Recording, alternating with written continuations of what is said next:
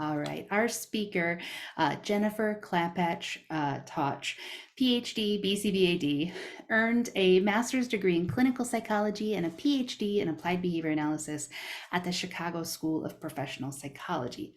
Dr. Klapatch Totsch has over a decade of experience in higher education, and she served as assistant professor and director of the professional practice at the Chicago School, and was a founding member, a founding program director for the graduate programs in ABA at National Louis University. Dr. Klapatch Totsch has also worked as a behavior analyst since 2005 in a variety of different clinical and educational placements, including foster care, public schools, residential centers, and private practice. Throughout her career, Dr. Klapatch Totsch has focused on providing systems-level consultation and support through the design and implementation of pragmatic interventions that create long-standing, socially meaningful changes, as well as advocacy for increased stringency in the training of behavior analysts and the regulation of our profession. So please join me in welcoming our speaker tonight as I turn the opportunity to screen share over to our guest.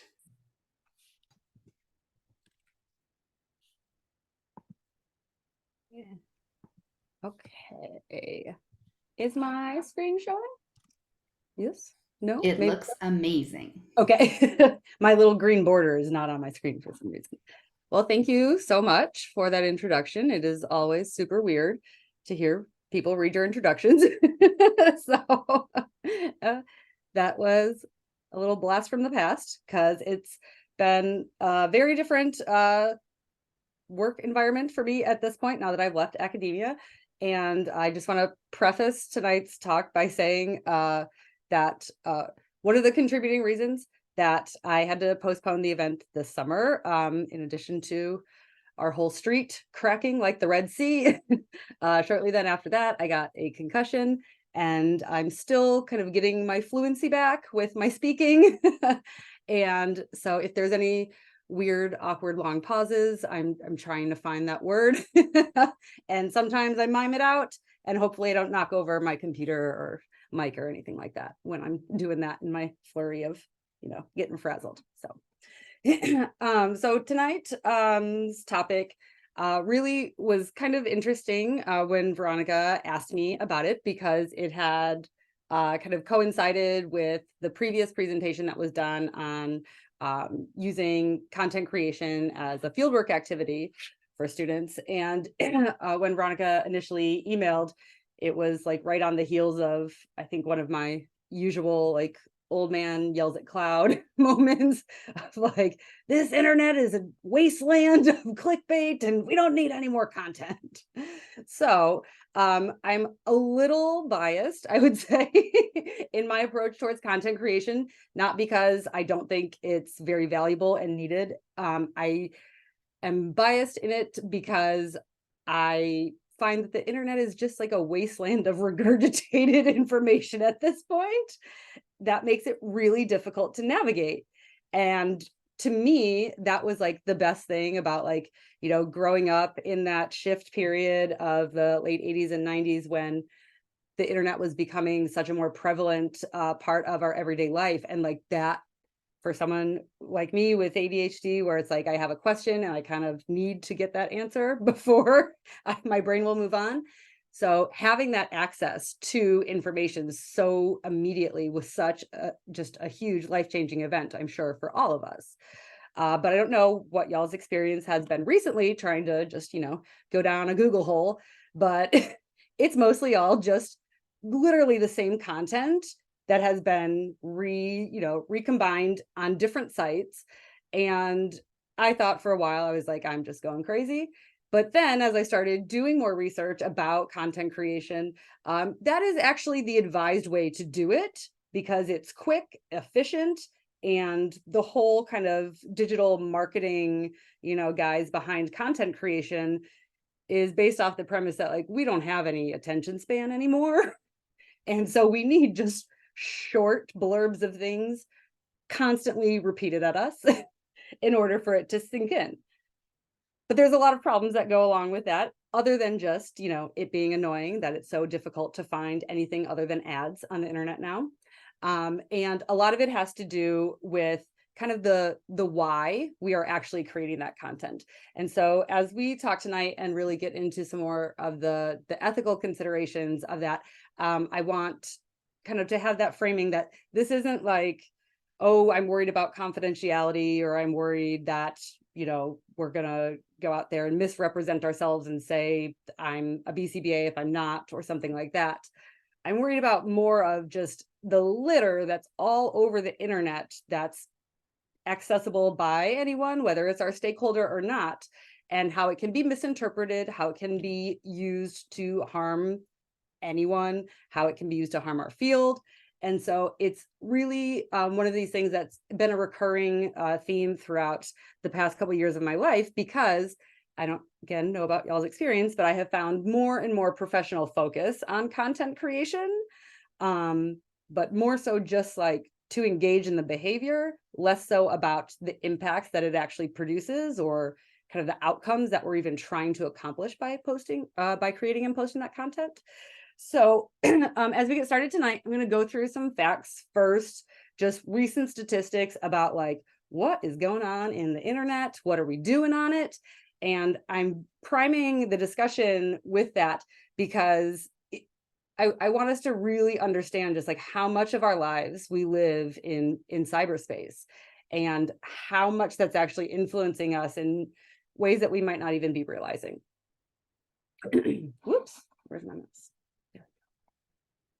Okay, so the average internet user currently spends close to 7 hours on the internet every day. When I saw this, I did not look at my little metric on my phone because I didn't want to have that thrown back in my face that it was probably correct. And I kind of despise social media at this point. So the fact, if like we are all on the internet this much, and we're also questioning the veracity of the information on the internet and the utility of a lot of the information on the internet, it kind of begs the question of, well, what are we spending our lives consuming? So nearly 3/4 of US adults use social media daily. As much as 70% uses the internet for sources of health information, including mental health information. And this is one of the things that when I was looking into really kind of the prevalence of content creation outside of just like, like personal blogs and everything that's done just for marketing at this point, was really trying to understand what are we doing online that's making us run into this content so much, because even the way that we're using the internet is really changing now. We're not seeing nearly as much of kind of like the research oriented question, like the Ask Jeeves types Google searches. And it's really much more kind of passive, passive consumption of the content, and less about kind of looking for that information. And as a result of that, as we get that kind of passive information just constantly like, scrolling in front of our eyes every day, we know the algorithms are feeding us tailored content. So there's, the concerns about the echo chamber and us not getting the full gamut of information that we might need. But really, when we're thinking about all these concerns with the content that we're accessing on the internet, we need to figure out not just what is this harm that it could potentially be producing right now, but also like the lifetime of harm. And so one of the things that I want to talk about in a little bit is really how we're taking accountability and responsibility for all the stuff that we're putting online for like the lifetime of it. So in all of this time that we're spending online, right? So in every minute of every day, all these different things are happening online. So you have 4,000 people still reading Yelp reviews, apparently. 231 million emails. That's probably all higher ed, to be honest with you. 5.9 million Google searches every minute. And I almost kind of wonder if that's the rate of that is because it's so inefficient to find what you need anymore. 44 million people viewing Facebook Live videos, 46,000 doing searches on Pinterest, 167 million videos being watched on TikTok every minute, 3.67 million on YouTube. So this is just to show kind of the amount of content that we are just passively being exposed to as because of all that time that we're spending online. But then also to think about, okay, it's not just the passive like recipients of this, right? Because there's a lot of labor that goes into this too, right? There's a lot of labor involved in creating all that content, sending all those emails. And as we get into kind of the rhyme and reason of why are we even making content, one of the things that I really want us to start thinking about is not just like, is this worth whatever, value that outcome might produce? And is this worth the time that's required to do it well? Because that's the kicker. You want good content, it takes time. You can't just shove stuff in ChatGPT. Okay, so what are all these different types of content we're consuming? I love the good old BuzzFeed quizzes, right? So we have our interactive quizzes. Video content is by far the fastest growing content online that is both produced and consumed. And interestingly, a lot of the research talks about how this move towards more short bursts of videos has a lot to do with what is thought to be like a waning attention span as a result of kind of this constant overstimulation in this digital age. Obviously, all of our actual articles that we're pushing out there, our white papers, textbooks that we're producing, etc. Any type of text that's going out there digitally with regards to like news, blogs. I don't even know what all those like review sites are called in terms of like special internet words. All of our infographics, pictures, everything, anything really that can be shared and disseminated in a digital format can be lumped into this bucket of content creation, right? And one of the things that we've seen as the both accessibility of the internet has increased, as well as kind of like the commodification of the internet. So it being more a kind of like sales and advertising platform, as opposed to kind of information sharing. It's not like, the Netscape navigator, like you're on your digital, not a dictionary, encyclopedia. There we go. It's just not like that anymore, right? So as we're thinking about all this content that is out there, that begs the question of who is creating all of this content? Who has time to send 231 million emails? It's us. We're the problem. So, and this magazine cover from Time is from 2006. If any of us need to feel old, 2006 is when, as a society, we hit that point, and the bulk of what was new and created on the internet and disseminated was from user-generated content. And yeah, so we're coming up on nearly like 2 decades since then. I don't know about y'all, but I kind of feel like we're slacking on the job. Maybe there's some like performance drift because the content just doesn't seem up to snuff anymore. But maybe my expectations have just increased. So we're on the internet basically all our waking hours, right? Whether we're producing stuff or we're consuming stuff. And we know that the vast majority of stuff now that is, published online in any capacity is user-generated content, meaning that there isn't really any like protections. There's no like peer review vetting, and you just put whatever you want on the internet, to be honest with you. Like flat earthers, you can put whatever you want on the internet, right? So there is 328.77 million terabytes of data created every day that's pushed out through content creation. And one of the things that I think is kind of wild about this is that a lot of this data is duplicated data, right? Because we just keep kind of like regenerating these posts and stuff, whether it's us or whether another site kind of takes content from something that we posted and does that itself. And this is something that it's just like, oh, it's data. It's like my Google Drive. It's not real space, right? So it doesn't matter.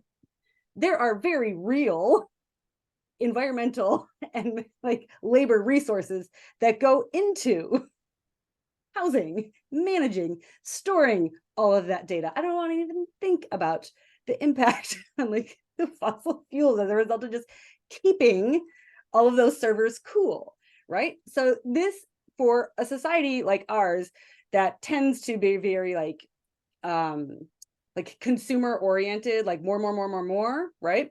This is not great because it is, even if it doesn't produce a problem right now that we see, it is producing a problem for us as a species, as like people existing on this planet.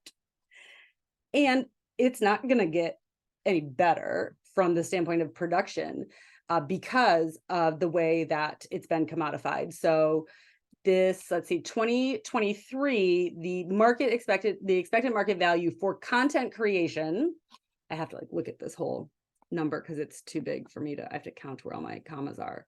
166 million dollars in 2023, which that seems like a lot of money to me to be spending on internet advertisements in the scheme of things, but money's also not real. So also social construct. But one of the most rapidly growing areas of content creation is healthcare, right? And this, I would say, makes sense even if you just think about like the last couple of years, and obviously there's been more content created around COVID and everything like that. But this has been a growing trend as we've seen access to healthcare wane and become more corporatized with a lot of the all of the, what's the word I'm looking for? Like not like the straight telehealth, but all of like the e-services that are available now. And so with that, we see a lot more of that content being created for advertising purposes to draw people to those services, right? And the thing is, like, we go online to look up, whether it's our symptoms, whether it's to look up reviews for a doctor or to see if the doctor takes our insurance or something like that. Like, I don't really know how you use a doctor anymore without being able to go online. But the problem with that is that as we have an increasing number of people who have to turn to the internet, even if they don't want to access this information, more and more Americans specifically, but we're also seeing this trend in Europe, are seeking out healthcare primarily online. And there's, it's kind of like a double-edged sword with that. So yes, that's probably more accessible, but who knows if it's accurate, right? Yes, it's probably, cheaper not just in terms of like the cost that you have to spend to, for the actual services and things like that, but in terms of like the labor that you have to spend to get there, taking the day off of work or anything like that. But again, there is the concern about whether or not it's actually the right answer, the right healthcare, the right diagnosis, right?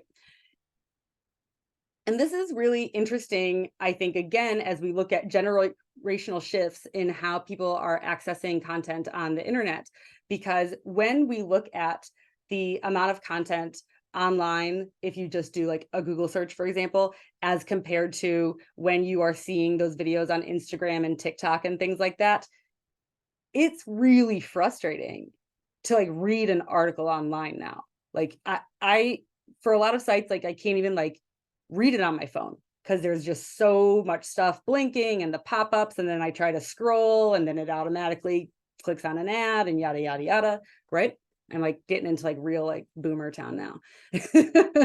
But because of that, so now we are kind of encouraging people down that rabbit hole of God knows what's on MD, what's on WebMD, And this has become an ongoing issue, not just for those individuals who are, seeking out information and then go to another healthcare provider to actually get that confirmed, or just use as a guide for like what to talk to about their healthcare provider. But we saw some real weird stuff going on during COVID of people just becoming armchair doctors themselves. And it's real dangerous. And it's not just in like medicine that we need to be concerned with this. So with all this daily utilization of social media, we've seen a growing increase in mental health professionals that are using these platforms to connect with people. There's even there's a whole research article now on mental health influencers with like actual criteria for what tier of influencer they are. And this is, when I'm ready to just check out and retire. But as we see more people more professionals turning to social media to, whether it's connect with, their patients or just kind of build their own persona, right? We have this growing concern from professional communities. And usually the concern kind of starts with the kind of like older, more legacy individuals in that profession or in that community, because it's a change, I'm sure it was an issue when we went from all print journals to, having electronic options. But as we see this shift in how people are accessing information online, what's happening is we have more and more videos and the short kind of digestible social media type content being produced by the people with less expertise in those areas, or no expertise at all sometimes, and the individuals that have more expertise and actually should be more of the authority on the topic, they're publishing it in a journal that's behind a paywall that no one can read. Or maybe they got one sentence before the pop-up came and it said that they had to pay $39.95 to read it for an hour. So there's also something, we need to be considering the ways that we're disseminating, both from the standpoint of who is going to be accessing that information, but also why they're going to be accessing that information. So as we are seeing, again, just more and more of our lives being lived online, I'm sure all of us have some aspect of an internet or social media presence as related to our kind of profession, right? As related to being a behavior analyst. So in thinking about why people post, right? Because when you asked me about this topic, the first thing that came to my mind was every single board or special interest group I've been on, and it's always a newsletter. Everyone wants to publish a newsletter. No one ever wants to write the content for the newsletter. And so the deadline comes up and it's always just a bunch of weird stuff that got smushed together. So as I've been doing more consultations with organizations, this newsletter, this, social media presence, this, blog post, that type of thing, it keeps coming up. More so now because it's almost seen as a have to, right? You have to have some type of online presence in order to be considered I don't even know credible is the right word, but like you're a real person and not a bot. like you're an actual human. And there's a lot of literature coming out that's showing, particularly if we look at how parents are making healthcare decisions for their kids, they're going on social media. And a lot of times they're not looking at the posts and things like that were put up by professionals. They're going to those stakeholder groups. So the parent support group, or, the group for the local elementary school or something like that. And they're getting their information from their peers, so to speak. And so as we're thinking about how we're putting ourselves out there on social media, right, and what kind of the point of it is, we need to be thinking about who is actually accessing this information, or who do we want to access that information, so that we can tailor it to them to produce the outcome that we're actually targeting. So that outcome that we're looking for, I think, is the thing that's missing in a lot of these discussions whenever I have them, about what's, why do we care about putting something on social media or not? So Or can we do like can we talk during this, or does everyone need to stay muted? Yes, cool. All right. So do we have hand raises or like thumbs or reactions on this? I can't remember what Zoom There has. are. So in the bottom menu, there is a reaction option for our participants. Okay. And many folks can do thumbs or raise hands if they want to talk, or any other kinds of emojis. Cool. All right. So will everyone give me a thumb if they've ever posted something, they've created content specifically for like behavior analysis that they've put online. So they were doing a social media post, a blog post, something, anything like that, whether it was for their job, as a student, etc. Just because I want to, let's see if everyone else is getting bombarded with all of the the internet savvy requests. Okay, I don't know where they go, the thumbs. Do you know? Oh, okay. I got some. All right. Wow, not You many can of see you. them on the caption of the people's images. Oh, I can't put all those images up. It'll cover my screen. Yeah. And with the I found them emoji in the reactions, participant list. Yeah. yeah, they disappear. Yeah. Oh, they're like the Snapchat thing. That's the thing that disappears. Yeah. So for those of you that had to write a post like this, right? So what did you have a targeted outcome? Did you have something like you were actually trying to accomplish with that post that you could tell that outcome actually happened? So, if you were posting something on there because you were trying to increase your personal brand, increase the like your talent acquisition if you're looking to recruit employees, or your clients if you're trying to get people to come into your agency or something like that. Was it to increase like your, I don't want to say popularity, but like maybe you're trying to get your research out there, get in, invitations to speaking events or something like that. So I'm really interested to know like if these are goal directed behaviors or if it's like box checking behaviors, because it largely been my experience that a lot of content is a box checking creation, because it's like we have to do this many posts per month, or we have to put out our quarterly newsletter, or whatever it is. But it becomes less sensitive kind of to those current contingencies, those naturally occurring things that are coming up, whether it's in like the news or popular media or whatever, responding to an article that just got published. But when I see content that's not kind of like prompted by something like that, that's going to be timely and relevant, it usually is kind of very like surface level regurgitation of, the same thing that anyone would say about ABA, so to speak. So I was really interested in hearing if anyone's been actually tracking whether or not there's content that they're posting and creating is accomplishing their goals related to that activity. Because especially when this comes up so much in workplace discussions, and we all like, my workload volume has never been sustainable. So I'm always like, why are we asking people to write newsletters when like people don't have time to take a pee break? So for those of you who have created that content, have you had goals tied to it that you were able to measure and see if it actually produced those outcomes?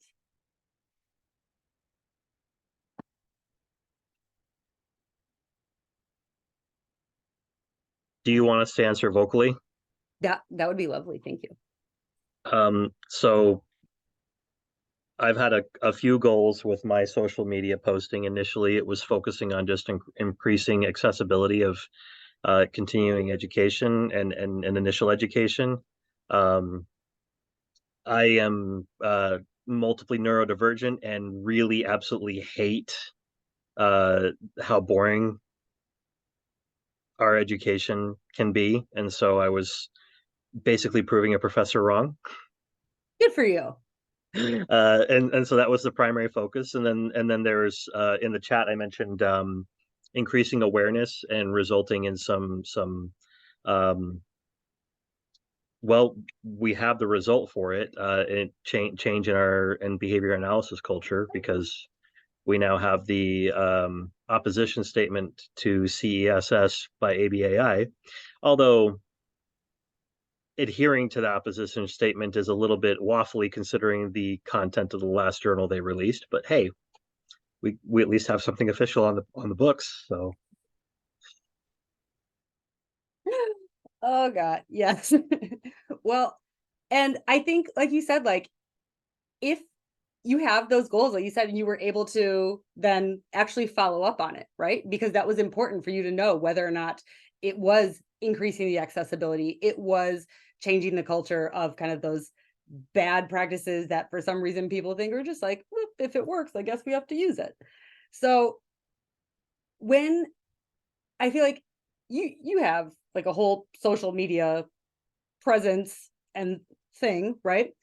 And so I feel like if you are embedded in that tech side of things, this is much more common, not really common sense to you, but you know that you can actually measure things like engagement and clicks and all of that stuff.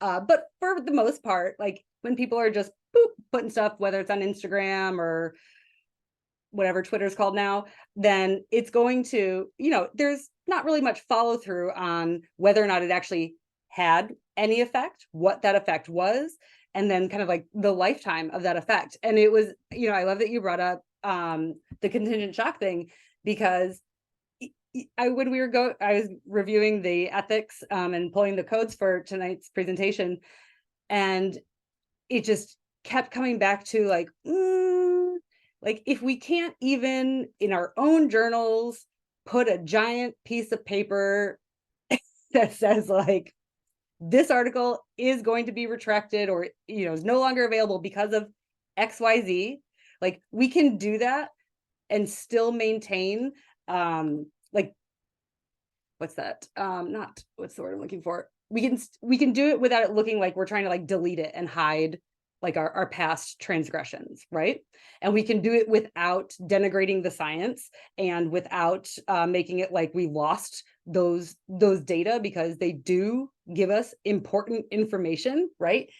Especially important information, not to keep doing that.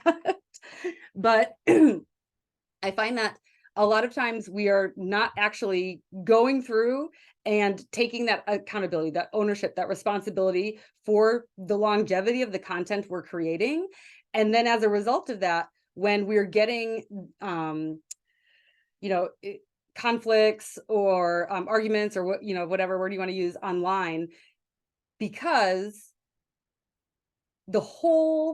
everything that was, put out there is still out there and anyone can find if they do their fair bit of Googling, right? We keep running into this argument of saying like, oh, but that's not really how we are anymore. But all of that is out there for everyone else to read. So what are we actually doing to help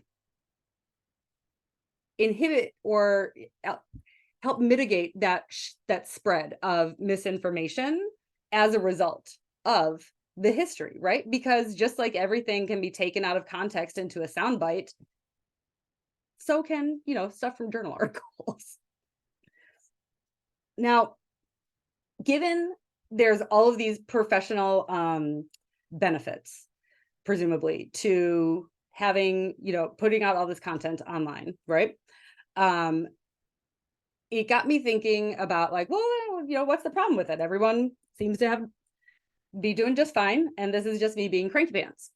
But like, and then even when I was looking at other fields ethics codes, like even APA has a like how to grow your practice and how to be a fancy psychologist content creator.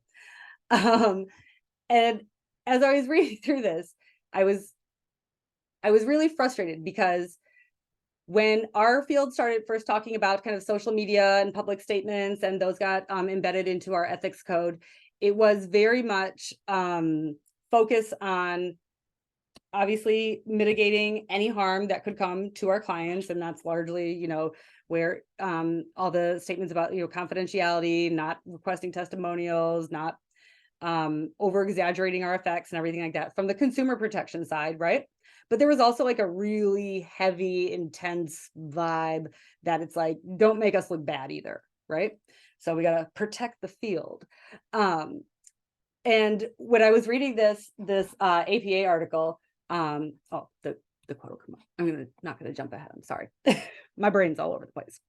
But in this APA article, they weren't really talking about kind of all of those potential harms that could happen to our clients, our stakeholders, those consumers we serve. It was more talking about just like, how do you make yourself look good? How do you increase your public persona, so to speak? And this is problematic to me when we are also constantly running into this situation like we did with COVID, where we're frustrated that the public doesn't trust science and the public doesn't listen to us when we're saying like, no, that's actually not ABA at all. That's a totally different definition of something. But at the same time, when we are putting our stuff out there, we're not doing our due diligence to make sure that it is accurate, that there isn't anything in there that can be misinterpreted or over generalized or anything like that, because that takes a lot of time to really very carefully craft a message like that. And time is something that we don't have. And especially with now, again, like the content creation is now being more and more automated, it's just that message is going to get further and further diluted. And it's going to be really hard to tackle maintaining contact with that content that you created for the life of it, so that you can make sure it's not causing harm, it's not being misused. So there's good stuff on the internet, there's bad stuff on the internet, true stuff on the internet, false stuff on the internet, right? When we're thinking about content creation as professionals, the biggest recurring themes that come up, again, are the concerns about misinformation or disinformation being shared, the damage to the professional look, whatever you want to call it. And then there's the more client-specific things like breaches of privacy, violation of confidentiality. More and more, there's the discussion of the concerns about the professional boundaries being blurred, which is really interesting because as there's growing concerns, there's still no decrease in professionals, and not just within our field, who are initiating, these online presences and kind of putting themselves out there to be contacted by their clients or their patients, and professionals out there who are just straight up like blurring those boundaries themselves with their patients. Often, especially with like the mental health influencers, under the guise of being supportive. But there's no possible way that you can accurately factor in not just like what's going on with that individual person, but all of the risk factors that might come up in their life just as a result of having some the messages that's not on the thread, but in like your little box, your private messages. There you go. Or DMs. Yep. So we see more and more content that's being put out there, doesn't necessarily have to have any accuracy checks, any peer review, anything like that. The platforms that the content are put on, they're just there for sales revenue. So if anything, like the more inflammatory and salacious, probably the better in terms of their clicks and ad revenue. But if we know that this like easy, quick, digestible content is most prone to being oversimplified, overgeneralized, misinterpreted, and yet it's the content like topographically that is most likely to be consumed because our other stuff just has too many words on it. Again, like we are heading into some really, really dicey territory if we haven't already hit that already. So when anyone is talking about wanting to post something, right? The first question I always ask them when they're like, oh, we got to do the post is why? Why do you want to post something? Like, what is your EO? What spurred this now? Because like I said, more often than not, it's, I have to do this for an assignment. We said we were going to put out the newsletter this quarter. You know what I mean? It's some type of more like clerical organizational push, if it's not like the main bread and butter of what you do, in which case then it's like, I guess you don't post, there's no revenue, so then there's no rent paid. So as I was thinking about this, I was like, I don't know if this is just like us, and we have a relatively young field in the scheme of things, and in terms of like the actual age of like the bulk of our providers, both at the BCBA and the tech level, right? So I was like, maybe this is just, I'm taking this social media content too seriously and all that stuff. But when I was reading through the APA article, so one of the tips for the psychologists was to actually have a purpose. So this psychologist said, a lot of people create content just because they think they should, just because they do a podcast, they should have one, right? So that to me is the crux of the issues. Like, why are we spending this labor in the first place, especially when we know that it's likely to produce more harm than good, just by virtue of the way that we know people are accessing information, right? So I wanted to kind of go through this, almost like the scientific method for content creation, right? And then there was something in the way. Sorry about that. So this is where we need to start, right? We need to make sure we actually have a goal for whatever the heck it is that we're writing. And then if you're working for, you know, an organization or whatever it is, if it's a goal that needs to tie up into larger goals, especially organizations when they have to like all align with the strat plan and everything like that, then it's going to align with that. And similarly, it goes the reverse way, where that mission should be what is helping you establish those goals, right? We don't just arbitrarily say like, I'm gonna write a newsletter, I'm gonna publish a book, I'm gonna make an oil painting, who knows? Create all the content, right?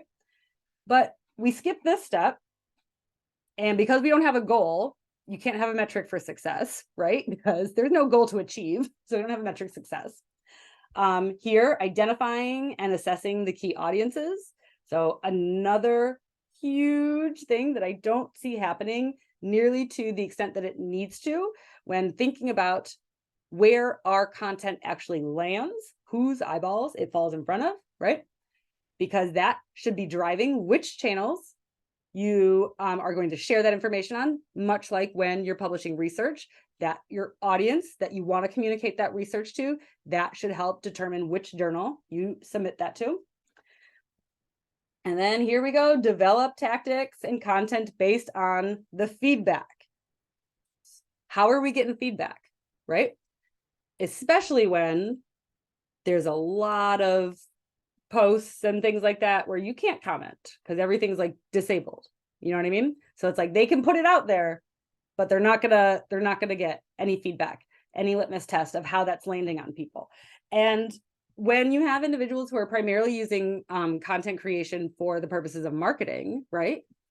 That makes sense, because how are they going to use that to, you know, kind of show off their agency or whatever it is, if underneath that advertisement is what it is a whole bunch of comments that are saying like, you know, inflammatory things about it.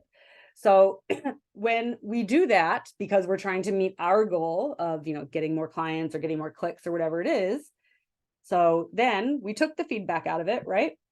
And at that point, we might as well just say like, we don't care.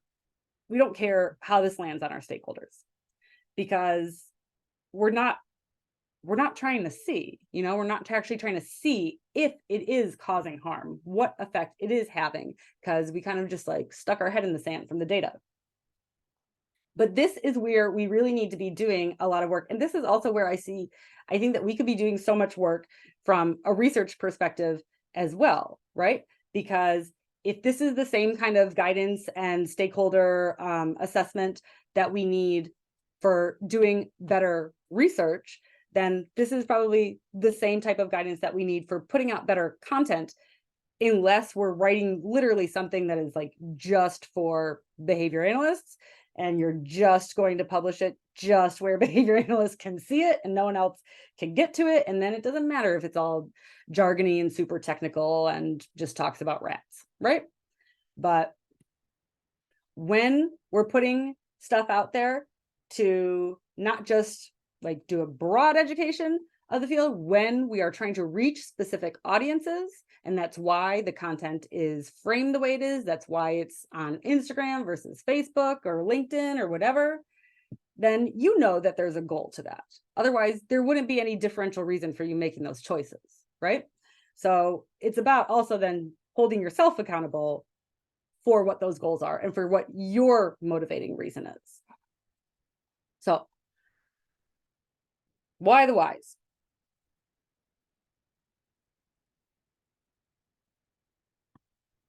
I apologize if you can hear my kids.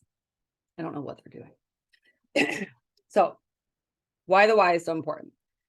If we think about kind of like in general content creation, so thinking about nonfiction writing, and specifically with like digital media content creation, not just like what's the word I'm looking for, like, you know, like writing like stories and stuff like that, but when we're putting out nonfiction content, right, a lot of content creators talk about how the three main things or reasons that you would be putting out nonfiction content is to inform, opine, or to persuade. So you're either trying to get a message factually out there, right, just to get the information out there, in which case we should be thinking about, how do I make this the most comprehensible, digestible, accessible information that is the least likely to be misinterpreted, right? And that's gonna hopefully draw on your instructional design principles. To opine, or to just kind of share your opinion about something, which we need to be very careful when doing as a professional. If we are putting that content out there, it is about behavior analysis, we are identifying ourselves as a BCBA or anything like that, we need to make sure that we are very clear that we're stating an opinion and it is not a fact. Because just by virtue of it coming from, say, a company account or an account with credentials after it, that is then potentially going to result in that information being perceived and used in a different way by the audience. Or the driving reason for writing the content could be to persuade, right? And most everything on the internet at this point is persuasive in some regards or another, because it's trying to sell you something, right? It's trying to sell you on their company. It's trying to sell you on the science. It's trying to sell you on using this symbol versus that symbol, you know? And so when we are putting that content out there, we really need to think about, okay, what is the purpose of this? What outcome am I going to try to produce? Because that is very much going to change the tone of how you write that content and the style of how you write it. And that should make sense, because you should be writing it to your audience. But if you're writing it to your audience and you are not being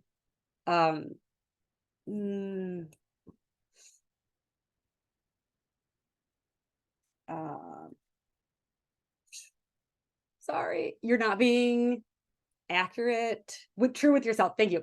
Sorry. You're not being like true with yourself about what those actual motivations are, right? So you're like, oh, I'm just putting this out there because I want to disseminate this information. I want to increase, you know, the availability of these types of videos or something like that. And it's really the metric that you're looking at is like the number of clicks, right? Because that doesn't really do anything about changing the availability. That really is just more looking at the specific attention that's being given to you at your online persona or whatever, and that post.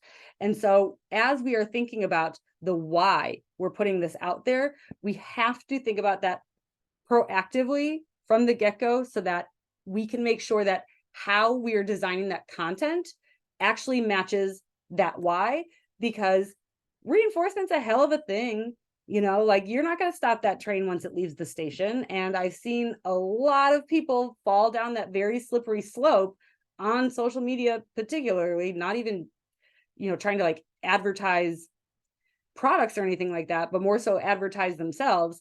And it's really difficult to pull back from those contingencies when we can't really pull back from the internet and at least not keep a job. So when we're thinking about that content creation, like this is where the harm is going to happen, right?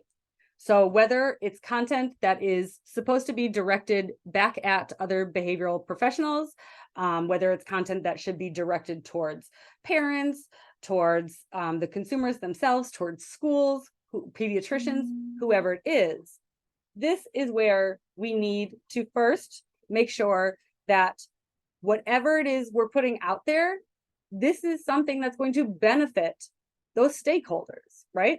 Because if we're putting something out there just to do lip service to ourselves, and all it does is further damage rapport with our stakeholders, further damage we'll just stick with the word damage, further damage, you know, the public's perceptions or that stakeholder's perceptions or accurate understanding of our science, of our field, of anything that we're doing, then again, was the post worth it? So when we're thinking about the types of stakeholders that we're likely, the types of people that are our stakeholders and the stakeholders that are likely to be consuming our content online, a huge one is the parents of our youth clients, right? So for the most part, if you're under 18, then your parents are making your medical decisions for you, right? And parent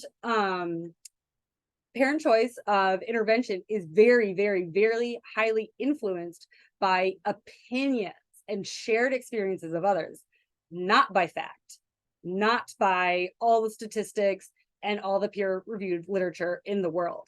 And this has been demonstrated in multiple articles across, like, you know, not even just like the past couple of years, going back into like, you know, the 2000s. So this has been being looked at on an ongoing basis. And I think that this is really important to look at because as we see the landscape of information online change, it is going to change how people are accessing information. That's going to change how they get to us, get to know our services or our science, become our student, become our client, whatever it is. And so we really need to be more in tune with this stakeholder group in order to understand how are they likely to look for this information, right? Because there's a lot of misinformation we know about ABA, and particularly ABA as it relates as a service, as it is described as a service for folks diagnosed with autism. And this is really a big issue for anyone who is going to go online, try to figure out what types of, you know, services their pediatrician or whoever just said that they should need. What the research is showing us is that the more fact-based, more thorough information that parents are finding online, it's overwhelming for them. They can't make sense of it. There's too many contradictory things online, which, yep, feel that.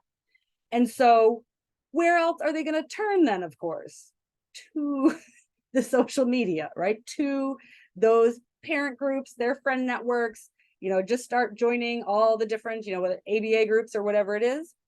But if the research is telling us that this is how parents consume and digest and make decisions based off of information as it relates to healthcare for their kids, and we know like a vast majority of the clients that we serve are kids, we should probably be paying more attention to how parents are accessing this information so that we can make sure that A, we get factual, comprehensible, digestible information in front of them, not information that's like, my clinic's the best, ABA is the only way, because that's not true.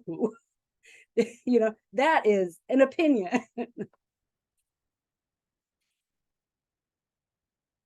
Given that, though, this makes it even worse. I should have put the cheating meme in here. not only do we have, so our parents are now more likely to go to the online sources of with like the social media and those parent groups and stuff like that. Also because they find that when they are talking to professionals, they feel quite judged for not understanding what the professionals are trying to say about the services. But apparently 62% of us don't trust our doctors. 86% of younger Americans rely more solely on the internet because they're confused or uncomfortable during doctor's appointments. 94% seek out health information regarding specific medical conditions or questions. And this was the kicker for me, this one here. And 9 out of 10 are confident that that information they found was right, which is wild because it's basically saying we're trusting TikTok more than our doctor. We're trusting TikTok more than like our BCBA, right? Also, it's going to be exacerbated when you have younger BCBAs, when there's a larger age differences between the BCBAs and the client's parents, or there's also a lot of anecdotal evidence that shows a lot of parents have more difficult time kind of trusting, believing BCBAs who don't have kids themselves, just because they kind of come at it from like the whole, well, you're not a parent, so you don't know type thing. But if we know that, whether this is right, wrong, or anything in between, if we know that this is how people are accessing information, this is what's going on, then we need to adapt. We need to change how we're doing things, or else it's really foolish of us to put our hands up in the air and be like, why is everyone misinterpreting what we're saying? It's just, I think it makes a lot of sense why they're misinterpreting what we're saying. On the professional side of things, so special educators, Fennell and Dillenberger, excuse me, in 2016, found that teachers self-reported having higher knowledge or having like a better understanding of ABA and autism than they actually did. That pretty similarly replicates findings that Hendricks found in 2011 that talked about how special educators reported having more robust understanding of autism and evidence-based practices than their assessments indicated that they actually did. And they found out that a lot of special educators were reporting that they were using or implementing evidence-based strategies, and the strategies that they were using were not evidence-based. So then also having that disconnect between, is something I'm doing even the right thing to do anymore, because science continues to evolve. Our literature base continues to evolve. So are we continuing to evolve with it? The most important stakeholder group is our consumers, right? And I say they are the most important stakeholder group because if we're talking about like the professional practice of ABA and like BCBA is like actual clinical work, this is the bulk of the individuals that we are serving. This is what keeps this field alive, so to speak. I'm sure not happy about that, but if we can't build better bridges with the autistic community, if we can't get off of our high horse and stop worrying about whether or not a term is being used correctly and focus more on like the actual human side of the services that we're recommending and what this means for someone's life, even just in terms of like the amount of time of their life that they're dedicating to this, then this is a lost cause, and it should be a lost cause. We shouldn't be serving that community if we have no interest in actually meaningfully engaging them and understanding their perspective, as opposed to assuming we're the professionals, we're right.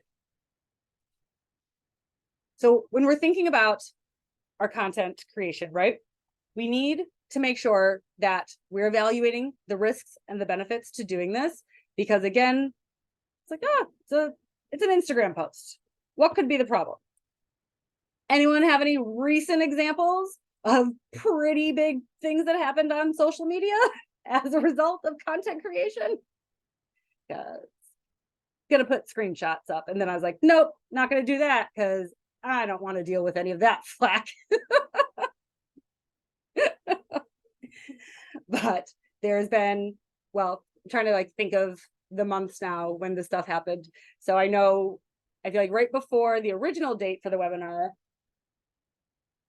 there was a big podcast incident involving a eugenics discussion.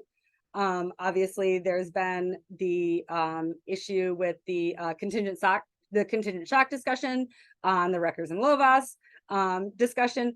There's been pretty big things. There's been some somewhat high-profile behavior analysts in the news for assaulting a client. So there's things going on that's drawing ample attention to us. It would be great if we were considering the types of attention that we're likely to garner in this way before we start putting this stuff out there on the internet. And again, there's a lot of discussion in our professional resources, or in our journal articles, especially on like the ethics of social media and information dissemination, but it's largely focused on the risks and benefits to the provider, again, to the field, to the professional, where when we're talking about risk-benefit analysis, typically in the context of our ethical code, we're talking about risk benefits of treatment, no treatment, this intervention versus that intervention, etc. And this is quite a bit different because we don't have, who would we ask for consent in this situation, right? Who would we ask to be willing to take on the risks of something that was potentially traumatizing to read, or, inflammatory and actually resulted in someone's career, getting tanked or something like that? There isn't, because you literally just throw it out into the universe and let the algorithms do their bidding, right?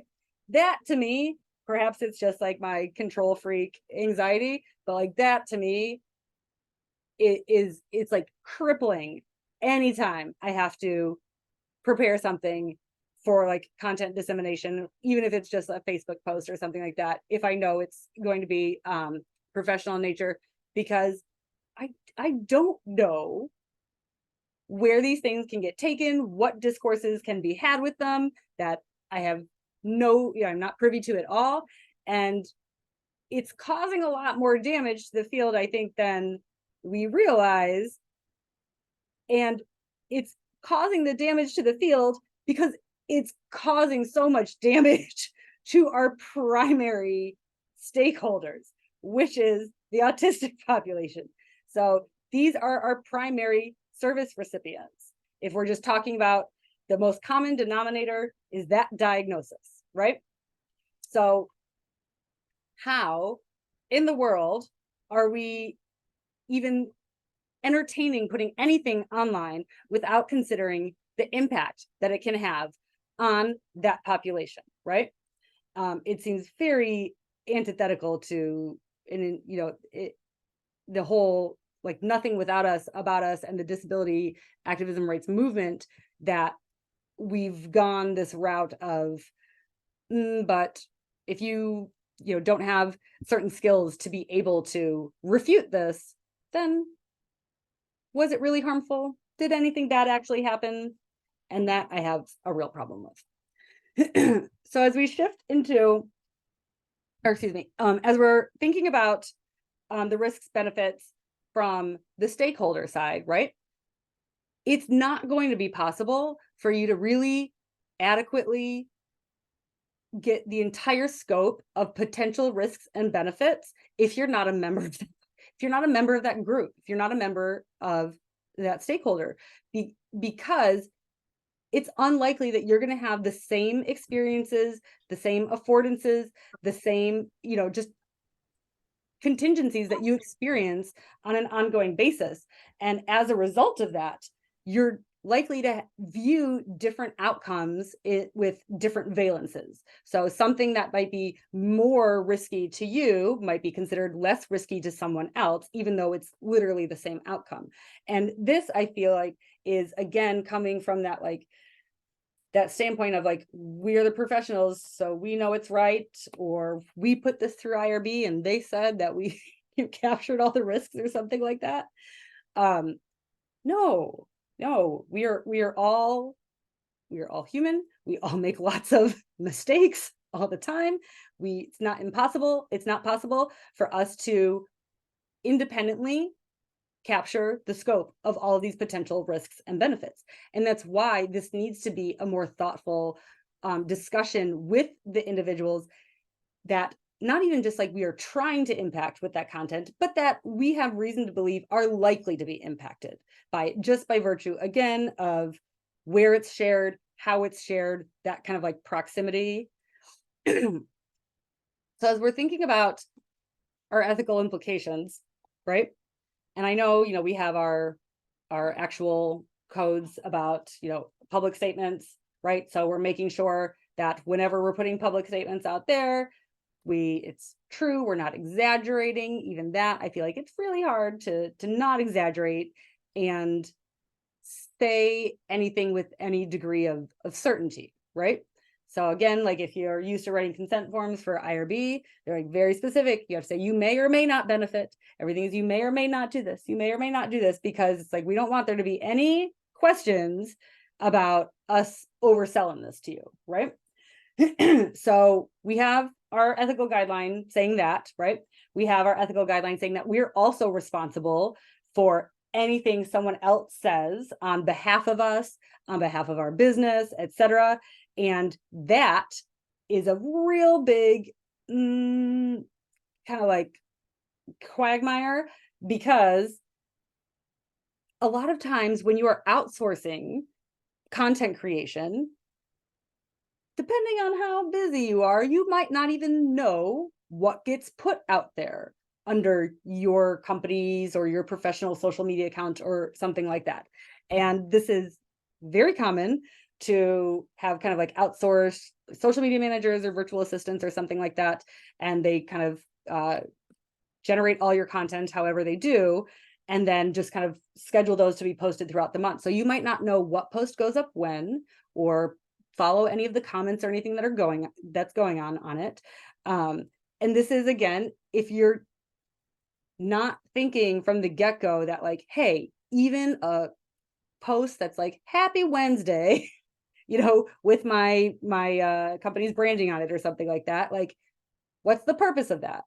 Is that for advertising? Probably. We're just increasing our social media presence, right? But guess what?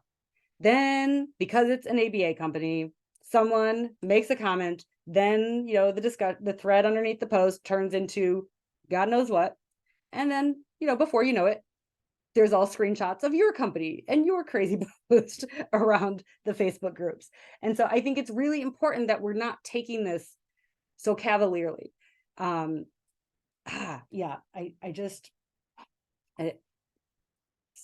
shit on the internet, man. Like, let's protect each other. I feel like I'm in like mama bear mode. And then the third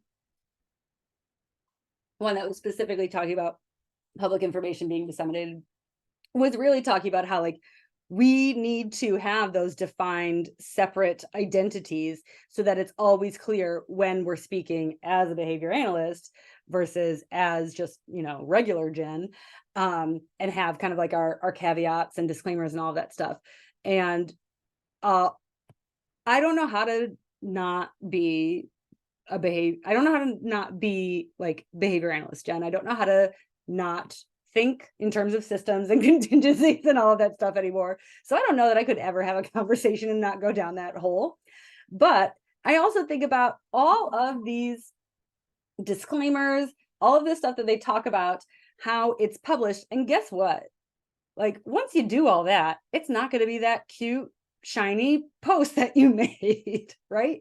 It's no longer, however many characters or less, and it doesn't fit in the little canvas square, etc. And now it's just like, I'm not going to do that. Or you get the savvy social media assistant that you have, and like they're like, actually, this is bad graphic design, so I'm going to change this, and then just take out all of those other things, because that was just a bunch of busy text, and no one needs to see the busy text, like the little asterisk.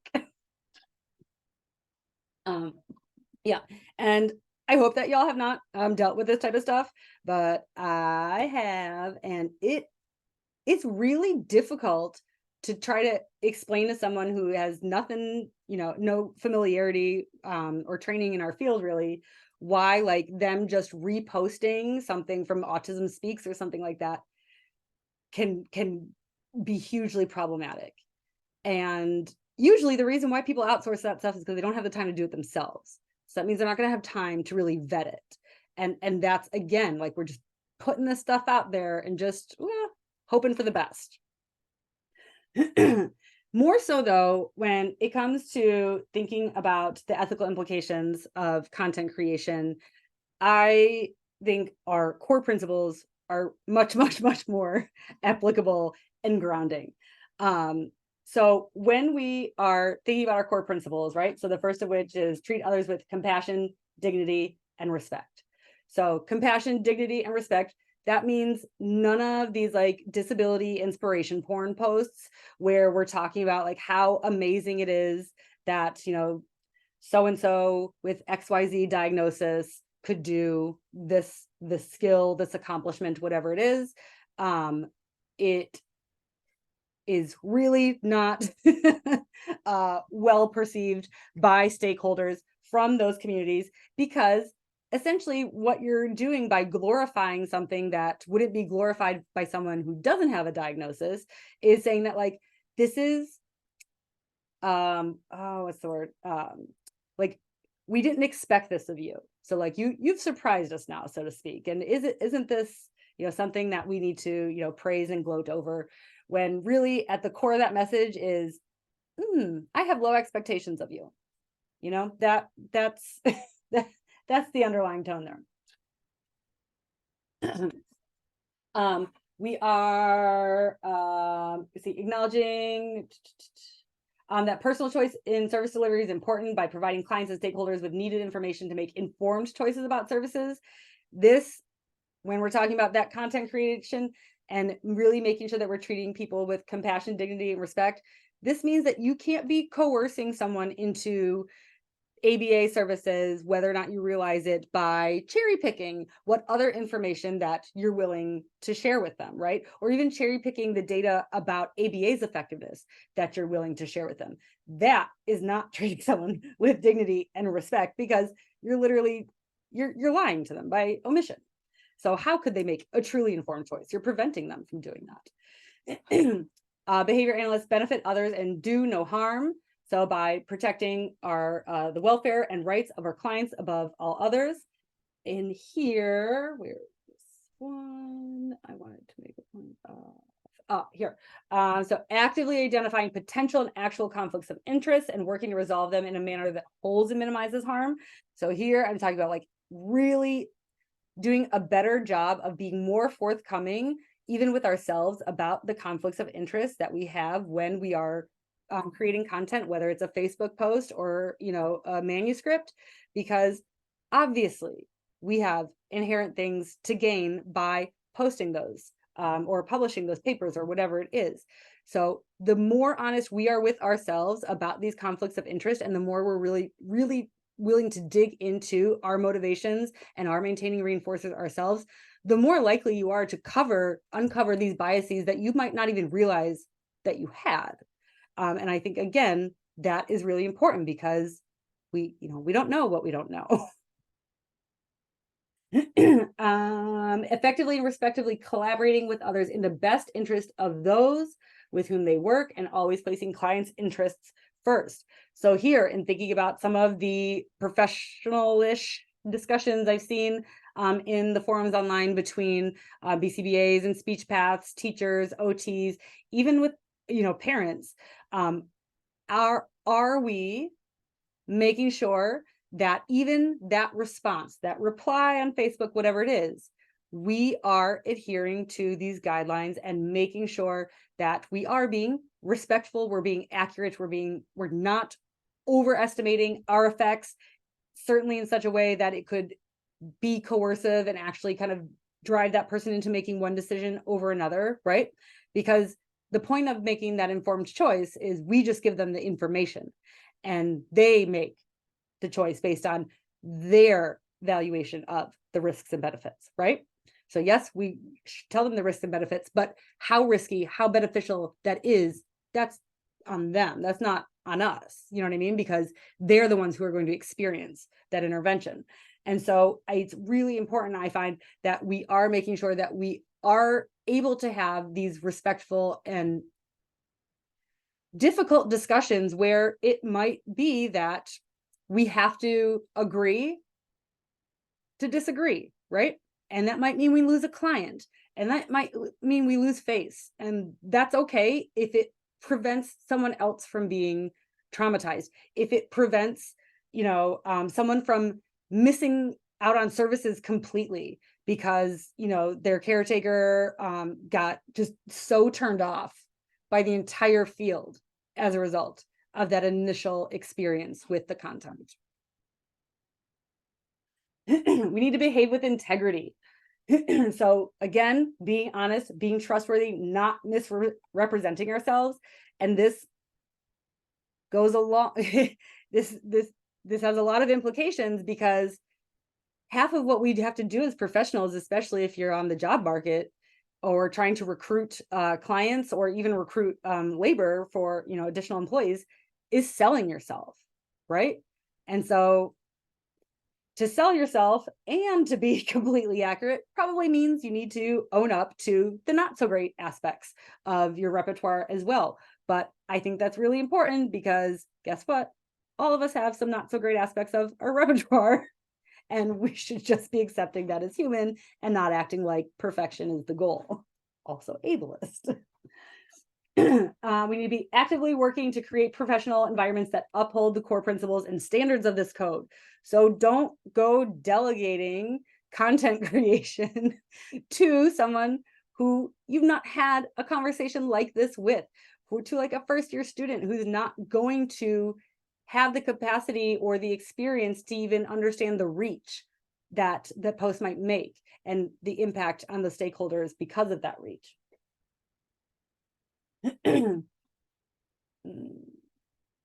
And then we need to make sure that we are ensuring our competence. Again, this I think is so critically important as it relates to what we are publishing and what we are putting into our content, because if it's outside of your scope to speak about, right? So if you can't meaningfully digest that literature and then put it into a comprehensible format for whatever audience it is that you're trying to reach, then that you haven't created that you haven't generated that content, right? So you just kind of recombined everything that someone else did, but you put that out there and you're still responsible for it. How can you really be responsible for something and understand the implications of it if you don't understand it itself, right? It's like me putting a paper out there about some kind of crazy physics that shows that like the earth is flat. I don't think that's true. But if I didn't understand it, right, and you just put that stuff out there, then there is no reason for you to try to track the lifetime and longevity of it, because you're not going to understand if it's causing harm anyways. So where do we go from here? We really, as not just like as a field, as a society too, for all of our professional disciplines that engage in content creation that can have any type of detrimental impact in this manner, we need to make sure that we're having good collaborations with both our stakeholders as well as the actual kind of like technology, the platforms, whatever, those kind of venues that it's shared in, much like we'd be having conversations with, say, the editorial staff when we were pushing for retractions of articles, right? So we need to be taking more of a role in how these things are being disseminated so that we can understand the lifetime, the longevity of that content, where it goes, how to track it, so that if things change, which they do, that content can be updated. Otherwise, like, if you guys know like how like all the new like natural language modeling, like the ChatGPT and all that stuff works, like it's just regurgitating things that's already on the internet. So we really got to stop putting crap on the internet. We need to really make sure that we are not, when we're putting that high quality healthcare information out there, right? That not only is it understandable, engaging, but it's also actually culturally competent. It actually is going to, at the very least, capture or somehow indicate if something that's being communicated in that post is not universally applicable or something like that. We need to make sure that when people are looking at this information online, that they're able to kind of backtrace it, right? So like we're having our citations up there, we're making it so that whoever is accessing our information can fact check us, and that's just going to increase the likelihood of being held accountable by the community itself. And we need to make sure that we are, again, having more, not just more stakeholder involvement and engagement, but we need to be engaging with the other professionals that are also serving our clients, because they're likely experiencing very similar things. And as we know, if they're on this medication or getting this other type of therapy or whatever, then that's part of their environment, that's part of their experience, it's going to become part of their repertoire. So we need to understand it. We need to know what's going on. It's just going to mean we are that much more informed for our clients, which means we can help them be that much better advocates for themselves. And so take home point is the internet's forever. Leave it better than you found it. Stop the clickbait. So that we can focus on, yes, the more meaningful things that are available online and actually progress ourselves forward, as opposed to continuing to have the same arguments over and over and over again. All right. And that is it. How did I do on time? Beautifully. Now, we did advertise as ending just a couple of minutes ago, but if you're comfortable with it, Dr. Klapatch, Totsch, would you be comfortable entertaining some questions from our audience? Yeah, sure. And I'm sorry I went over I had my phone turned over so I wouldn't be seeing any messages coming in.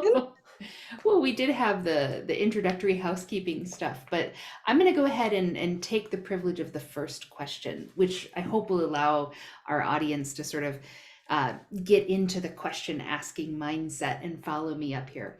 So we are, of course, thrilled to have you present here and to talk about the sort of interdisciplinary perspective of content creation, the ethical considerations of content creation, and of course, I'm seeing your presentation as being a very carefully created partner to our enthusiastic prior session about, yes, you should absolutely create content with your students. And I was wondering if you might offer us some perspective about that previous presentation where our speaker, Shauna, discussed content creation as a supervisory experience, where there was a heavy emphasis on solid technical writing, good, thorough, detailed research of the literature, and translation of behavior analytic content by a master's level graduate student for dissemination to a wider non-specialist audience. Yeah. And I think that piece, right? So like that dissemination piece to the wider audience is like, what is the actual audience? Even to know like that it's going to be a worthwhile use of her time. Because when you put that out there, especially when we're focusing on the technical writing, and sometimes you write something and it's just like, like I want this to shine and other people to see it. And that's lovely. The way that you're sharing it and who you're sharing it to is going to make a difference in where it lands. And there are some things that I think it's going to be so technical, it's not going to raise any red flags one way or the other. It's like the Beetlejuice meme. It's like reading stereo instructions. But on the flip side, I have seen a growing number of conversations in these ABA or critical of ABA spaces, that are focusing on why do we talk like that? Why does it seem like it's impossible for a layperson to interpret, et cetera, et cetera? And that strikes me, just having taught for so long, because it is a different language and it is hard to learn, especially when you use a lot of these words colloquially. But it doesn't, like, I don't know how this is in other fields, because I kind of think of it in terms of like any other technical discipline where it's just like there's, a lot of, like physics literature that I would probably struggle. Anytime I'm trying to read like what's going on with that antimatter stuff and does it go up or down? Yeah. Yeah. So there are things, that it's hard to digest. But I don't know if it's just the impact and like the more like what we do in the populations that we work with that is going to increase the attention on this stuff. But I do think it's interesting that I see it talked about so much in terms of like us trying to be so technical and so academic in our writing that it creates barriers for our stakeholders to actually understand the literature. So I love the idea of having like the lay translation of articles being like a content creation activity, whether it's to share with other students, whether it's to share with parents. I used to do this a lot when I was working more directly with clients. I had some parents who were real, like they want to read the research. They don't want just like an infographic or something. And I'm just like, yes. Also, like even like some of the stuff from like different medical journals and like looking at like genetic things, like I have to go through and do a fair bit of translating myself. So being able to do that such that you can then share that information with the parents, the clients themselves, whoever it is, yes, very absolutely needed. I get a little nervous thinking about students doing it without any, I guess, like feedback, collaboration, input, whatever from the authors, just in case it's something that they misinterpreted in their translation. And one would hope that their supervisor would be able to catch that. But I don't know that that's always the case, especially if it's a more technical article or it's something that's very like outside of the supervisor's like their wheelhouse. So like if they're doing a translation for like a real like nitty-gritty EAB article and they're trying to make sense of the little which ways is that a beak arrow or is that a key peck arrow? What is that? Like that's going to be harder for the supervisor to catch the errors. It goes back to the same thing. Like if you don't know what the errors are, then how could you proof it? But I like that idea a lot as an activity for students, because it's just even for themselves to constantly be having to put things in their own words helps so much with that comprehension. Absolutely. Well, and I believe that, there were a couple comments in chat about, having students involved in the process of doing this work, both defining that synergy in terms of the demonstration of technical knowledge that they have to do anyway as part of their work as students, be that a student pursuing credentialing or not, but also kind of leveraging their passion and their personal experience, ways in which we can make the resources that we create more culturally relevant for the audience, which I know one of our SIG board members, Tara Famey, and her students have published in this area quite a bit. Mm-hmm. I mean, there's a lot of opportunities. They were doing like, not TikTok videos, but like short video examples of like everyday principles, right? Yeah. But like that was more specific to them. Yeah. And asking, like, as an educational material, which do you prefer? Do you prefer having your, cis het WASP professor of a certain age explain this concept to you, or do you prefer having a peer explain that concept to you? Yes. And I've been thinking about that too with some of the agencies I've been consulting with, and using that as a method to create some short training videos that will be more like TikTok-y style, since that seems to be like what their eyeballs go to. And for the training videos, the shorter they are, the more discreet we can capture the skill and then reuse it for other purposes. But we've also been talking about some different opportunities for the techs to be generating some content that's more resonant to like them specifically. So like them as like a tech, as a labor pool, and different for those that are pursuing fieldwork versus not, because they do seem to have not even like different things that they tend to like struggle with on the job, but different things that are kind of like their driving motivations to keep them out of that burnout rut, you know, and kind of having some of those, some of the fieldwork students make some of those videos to have well prepared so that we can push those out when people need refreshers and we don't have to, at the very drop of the hat, create something. And for those, we have some more rural clients where, you know, that team is a little bit more isolated, just because they're not traveling to the clinic. It's just that one client in home, for example. And this is a really nice way to be able to kind of like loop them in almost like a social media way, but really it's like they're all just messaging through like their company WhatsApp. But it gives them their video, their dopamine. Well, and as I mentioned in chat for everyone who's still here with us, if you have questions or if you want to share some information with our speaker, please don't be afraid to hop in. Yes, and I apologize again, like I pulled out a lot of content because normally I talk really fast and I still went over time. So I will send you the full slide deck and the references, and man, it's real interesting, even to I dove into then looking at where it's talking about like, oh, the internet is just so wonderful. It's like increase the access to healthcare and all of that stuff. But then you look at the literature that really has looked at more how that content has disproportionately negatively impacted marginalized populations, whether it's perpetuated stigma, whether it's created more narrow scopes of understanding as a result of not essentially like having a broad enough exemplar class.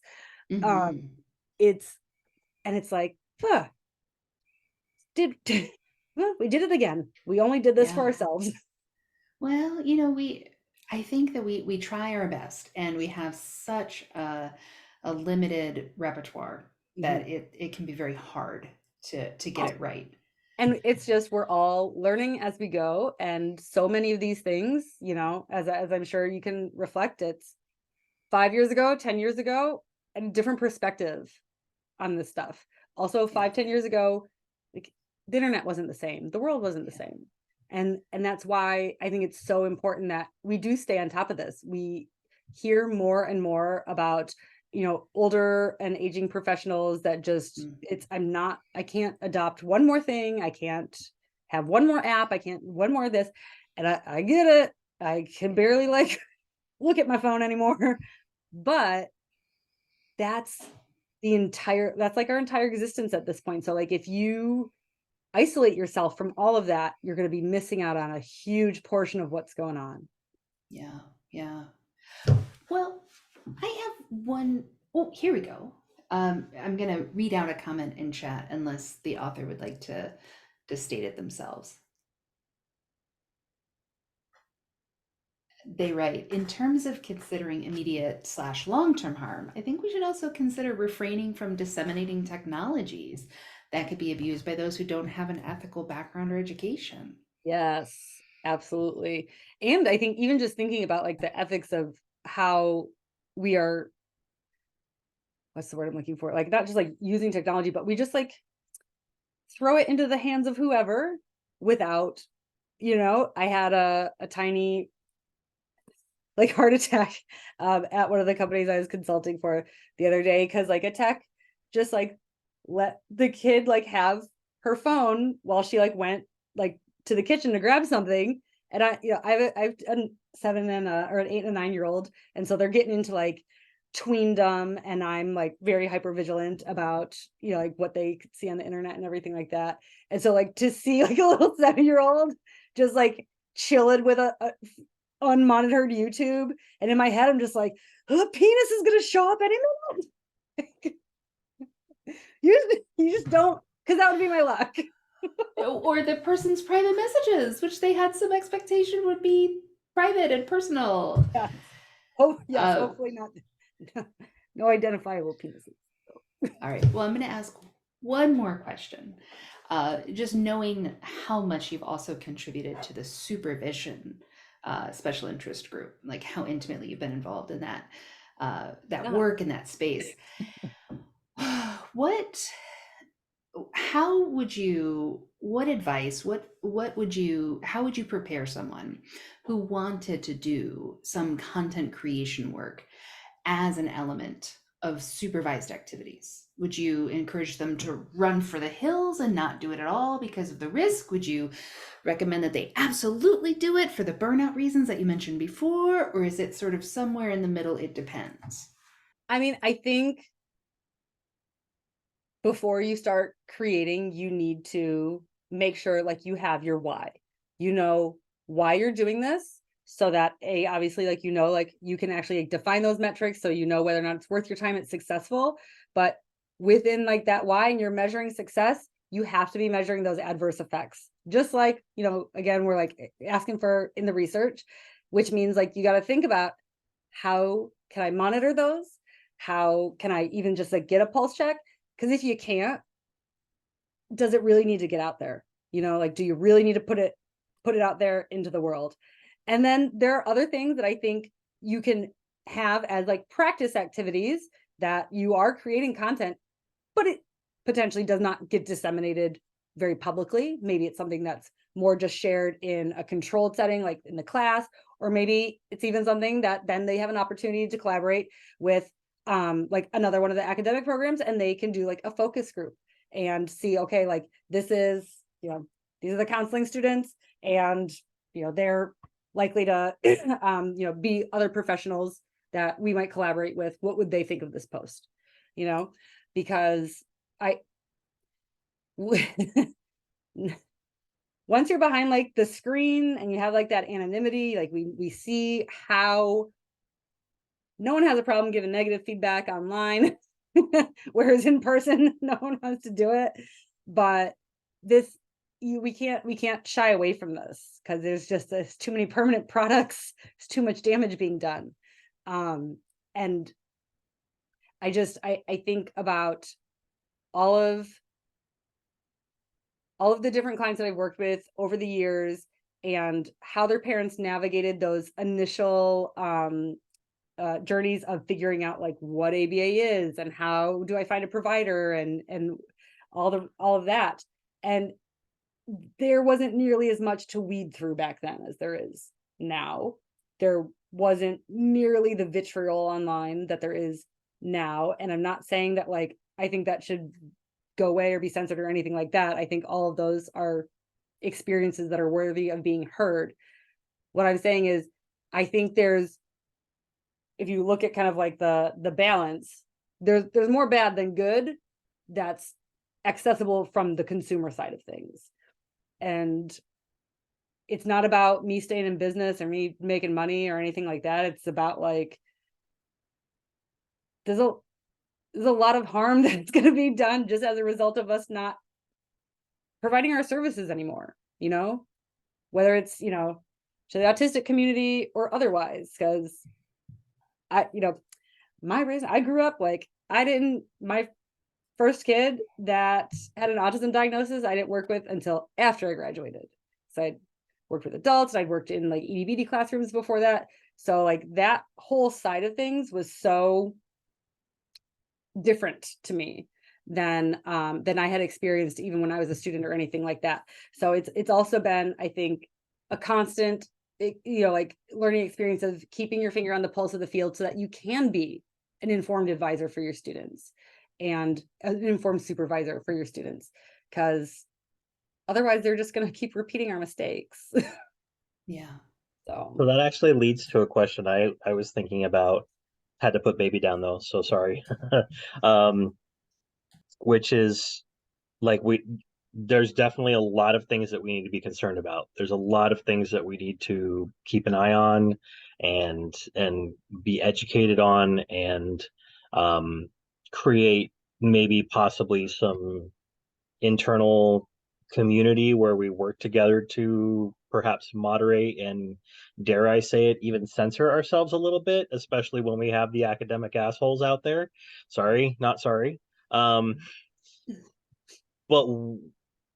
yes, there's all these areas of concern, but then the other side of that question is like, if we're just avoiding certain things, then we're going to be focusing on the things that we're avoiding. So like, what are some things that we can do to move forward to? What are some things,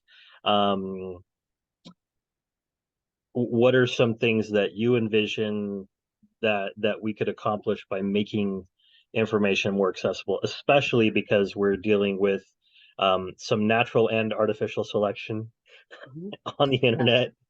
Man, like even that, like really learning how those algorithms work, it's just like we are all living in different realities. Like even just like what we know as of like a current event, you know, it's really wild to think about. And it's, I think, a lot of what's also making everything seem so divisive, because everything is very publicized, like every opinion, every thought that you had in your head before, you know. But I don't think that we should shy away from it, especially when we see that the literature is saying you're not going to stay in business as a provider if you don't have any online presence, right? But more so, like, if you just completely stick your head in the sand, like, you're going to be a shitty provider because you're not going to have your finger on the pulse of what's going on. And when it comes to like how we do that better, it's got to be getting the stakeholders more meaningfully engaged, which means we have to show them that like we care about this because of the potential harm, not because we don't want bad PR or we don't want someone bitching about ABA on our company page. That's not the point of this, because like literally you could just go and delete all of that stuff and, you know, it's like, oh, there, that bad review went away or whatever. But when it comes down to like actually caring about the people that we're serving, we have to engage them in these discussions. And I personally, at least in like the capacity that I've been consulting over the past couple of years since I left higher ed, it's been a very stark difference the way that I see providers engaged with the families, the parents, like more like holistically addressing these things, as opposed to just 25 hours, I'm chasing this Abel's grid, and the parent doesn't even like know my name.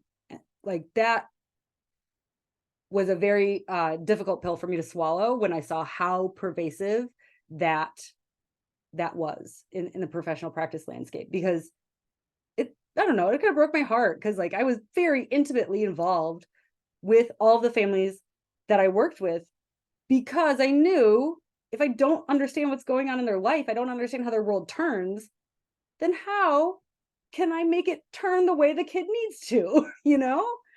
So it's interesting to me that like we're not using this content as a way to engage the stakeholders, even if only selfishly for our own preservation, because this is what's going to keep them hooked in and actually like listening to any of the information that we're sharing, as opposed to just, you know what I mean, reading all of the horror stories and stuff, because that's a lot more digestible and easily consumable than just about everything that we have to say. You know, it's got all of the flash.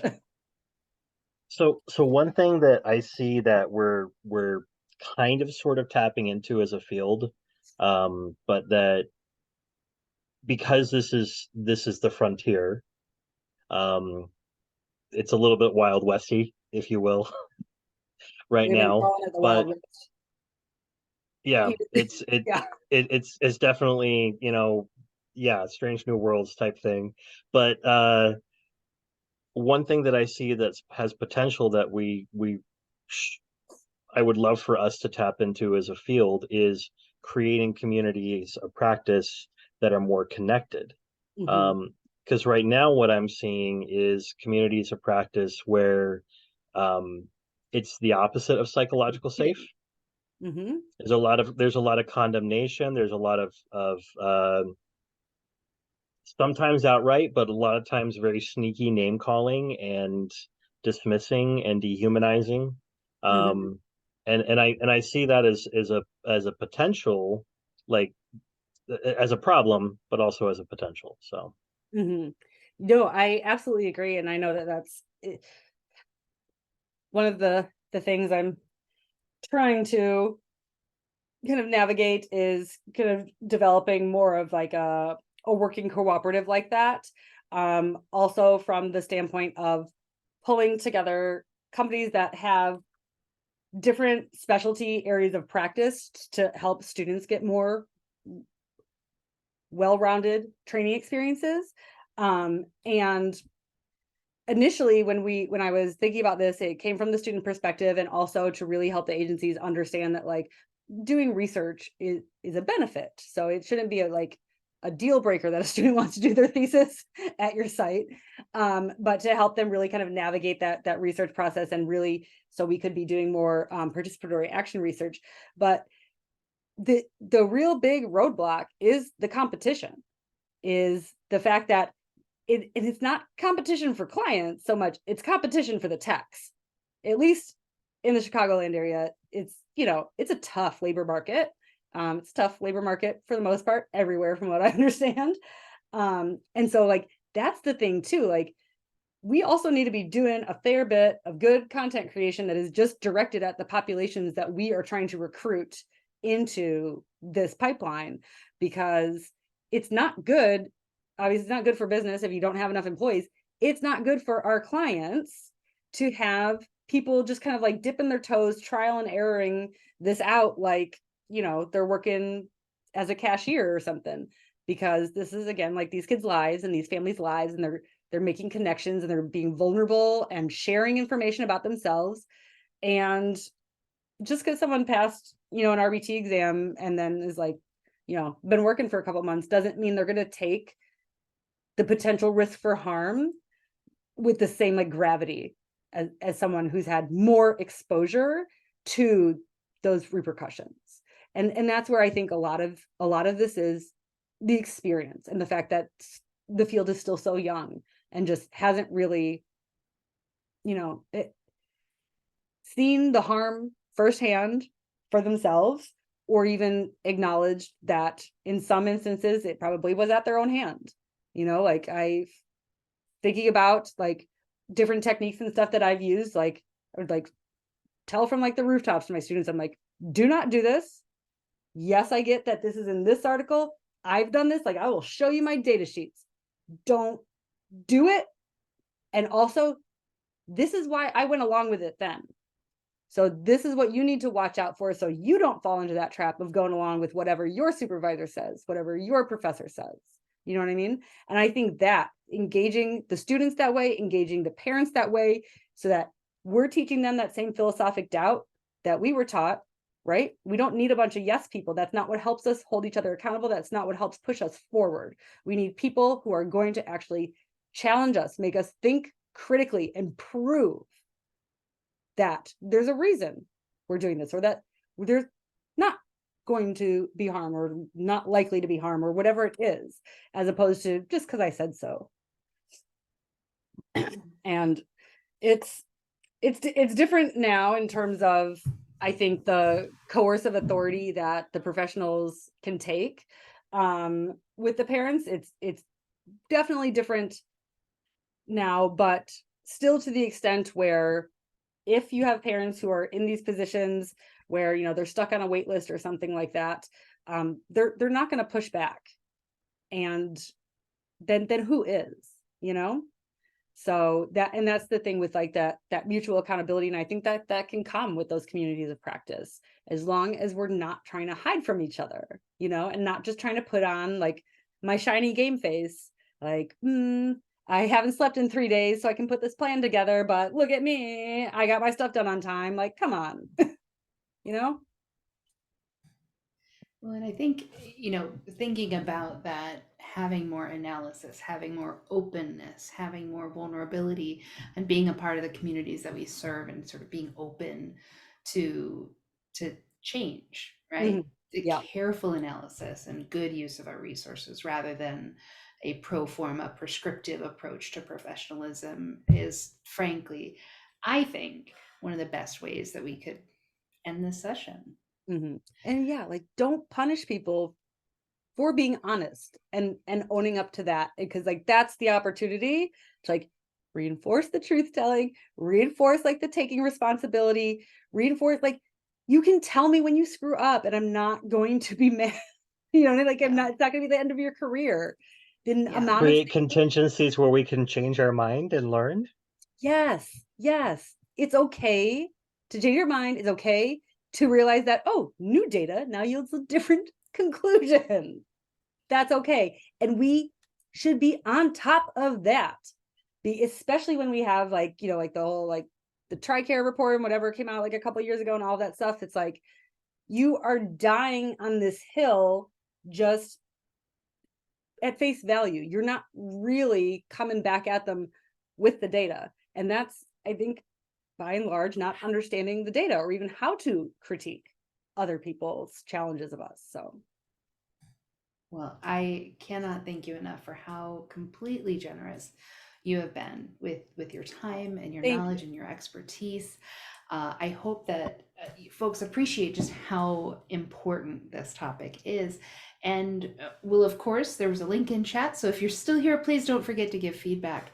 But hopefully you'll join us for our next event. If you want to learn more about the offerings of the Open Educational Resources Special Interest Group, don't forget to join us at openbehaviorsig.org. I'm going to go ahead and stop our recording for tonight with generous thanks thank you to Dr. Klapatch Totsch. Thank you so much.